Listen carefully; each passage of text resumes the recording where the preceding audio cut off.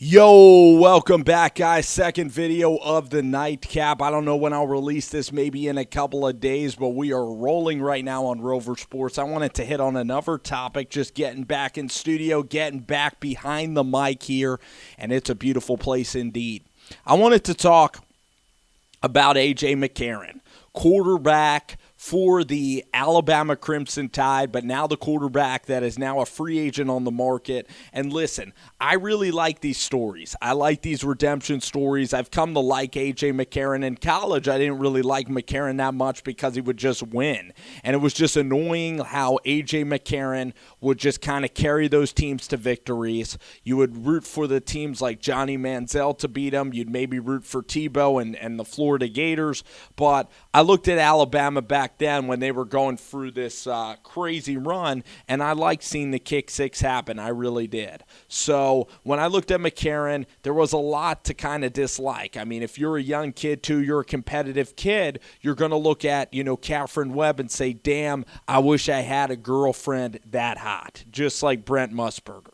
And then you look at McCarron, he's not doing much. He's throwing, like loopers to, Amari Cooper. He's handing the ball off to guys like not even Derrick Henry, but Trent Richardson and Mark Ingram. And he's pretty much just letting these guys just win him games. And then he has like guys like McClain and unbelievable linebackers and defensive players that Alabama had at that time.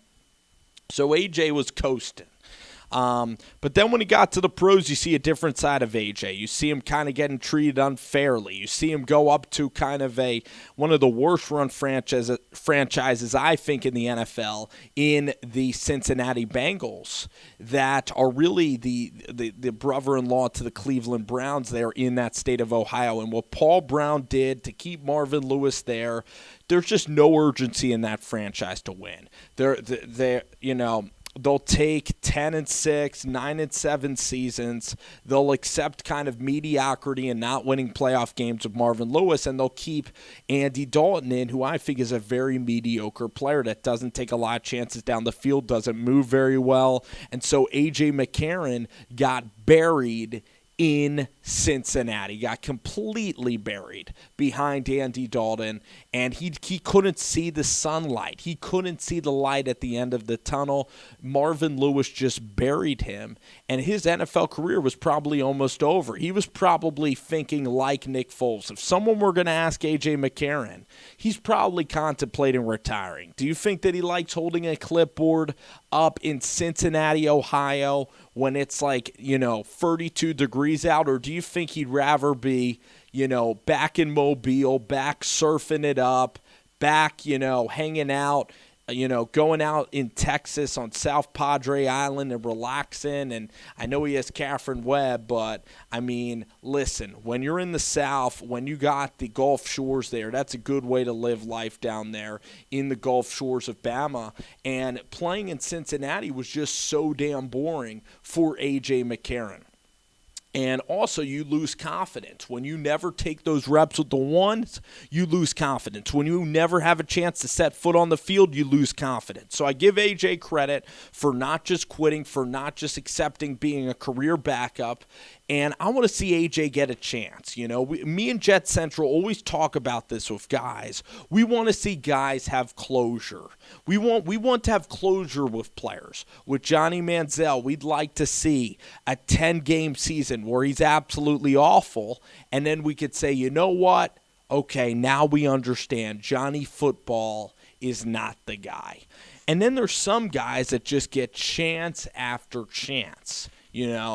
Jet Central talked about Carson Palmer being that guy. Ryan Tannehill, for example. Would I rather see a Dolphins team trot out Ryan Tannehill or A.J. McCarron? It would have to be A.J. McCarron, because Ryan Tannehill is constantly the same guy.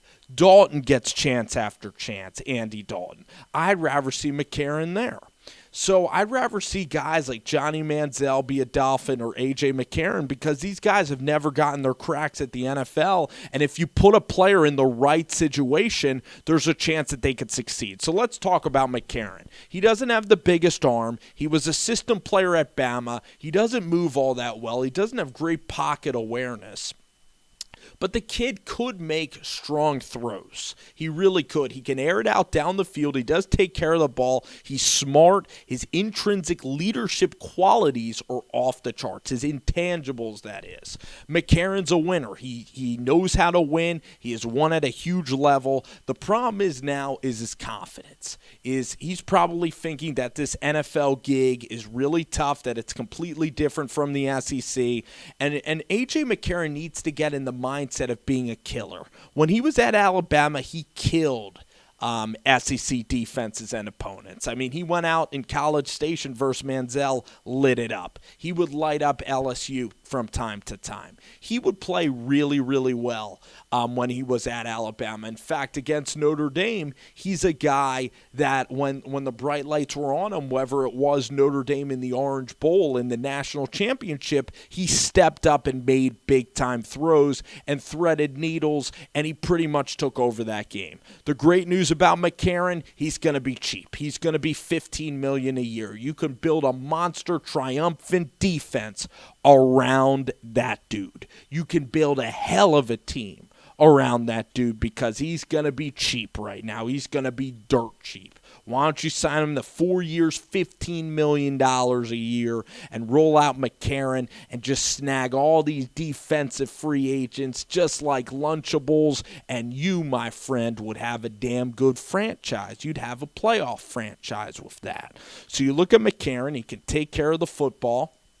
A guy that wins, not the fastest guy. In terms of can he throw it 70 yards? Probably not. Maybe not Mahomes-like arm strength.